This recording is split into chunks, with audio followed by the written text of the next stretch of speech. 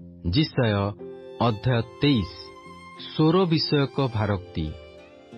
हे तर्शीस्र जहाज सकल, तुम्भे माने हाहाकार कर, कारण ताहा एपरी उच्छिन्न हेला जे तही मध्यरे कोनोसी गृह नाही कि प्रवेशिबार पथ नाही। कित्तिम देशरू एहा सेमानंक प्रति प्रकाशित हेला। हे द्वीप निवासी माने, तुम्भे माने नीरव हुओ। समुद्र पारगामी सिदोनिय बणिक माने तुम्भ देशकू परिपूर्ण कले। पुणी महाजलराशि रे सियोरर बीज ओ नील नदीर शस्य ताहार आय थिला। पुणी ताहा नाना देशीय मानंकर गंज स्वरूप थिला। हे सिदोन, तुम्भे लज्जित हुओ, कारण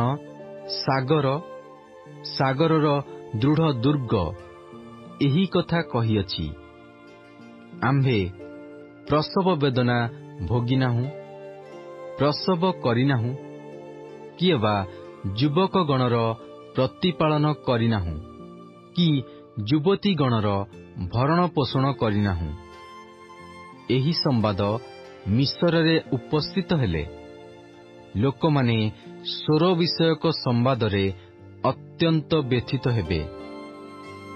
तुम्भे माने पार होई तर्शीस को जाओ। हे द्वीप निवासी माने हाहाकार कर, एही कि तुम्भ मानंकर उल्लासकारिणी नगरी। एहा प्राचीन कालरे हे प्राचीन थिला। एहार चरण दूर देशरे प्रवेश करिबा पई एहाकु नेई गला। मुकुट वितरणकारिणी स्वरर बणिक माने राजतुल्य, ताहार महाजन माने पृथ्वीर सम्भ्रांत लोक। ताहार विपरीतरे एही मंत्रणा किए करिएछि? सैन्याधिपति सदाप्रभु ताहार भूषणर अहंकार असुचि करिबा ओ पृथ्वीर सम्भ्रांत लोक समस्तंकु तुच्छनीय करिबा निमंते एही मंत्रणा करिअछंती। आगो तर्शीस्र कन्ये, तुम्भे नील नदी तुल्य आपण देश मध्य देई जाओ। तुम्भर कटिबंधन आउ नाही। से समुद्र उपरे अपना हस्त विस्तार करिअछंती। से राज्य सकलकू हलाई अछंती। सदाप्रभु किणानर दृढ़ दुर्ग सबू उच्छिन्न करिबा निमंते ताहार प्रतिकूल रे आज्ञा करिअछंती। पुणी से कहिले, आगो सिदोनर उपद्रुते अनुढे कन्ये, तुम्भे आउ उल्लास करिब नाही। उठ, पार होई कित्तिम को जाओ।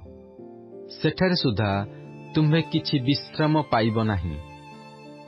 कलदीय मानंकर देशकू देख, एही लोके आउ नाहांती। वन्य जंतुगण निमंते असुर्य ताहा निरूपण करिअछि। सेमाने दुर्ग करी ताहार अट्टालिका सकल उत्पाटन कले। से ताहा कांथडार ढिपी कला। हे तर्शीस्र जहाज समूह, हाहाकार कर, कारण तुम्भ मानंकर दृढ़ दुर्ग उच्छिन्न हेला। सेदिन एपरी घटिब जे एक राजार अधिकारर समय प्रमाणे स्वर 70 वर्ष पर्यंत विस्तृत हेब। 70 वर्ष शेष हेला उतारे बेश्यार गीत अनुजाई स्वर प्रति घटिब। हे विस्मृत बेश्ये, बीणा नेई नगर भ्रमण कर। तुम्भे जेपरी स्मृति पथरे आसीब, एथिपाई मधुर तालरे बजाओ, अनेक गीत गाओ। आहुरी 70 वर्ष समाप्त हेला उतारे सदाप्रभु स्वरर तत्व अनुसंधान करिवे। तहु से आपणा ଭଡ଼ାଟିଆ ବୃତ୍ତିକି ଫେରିବ।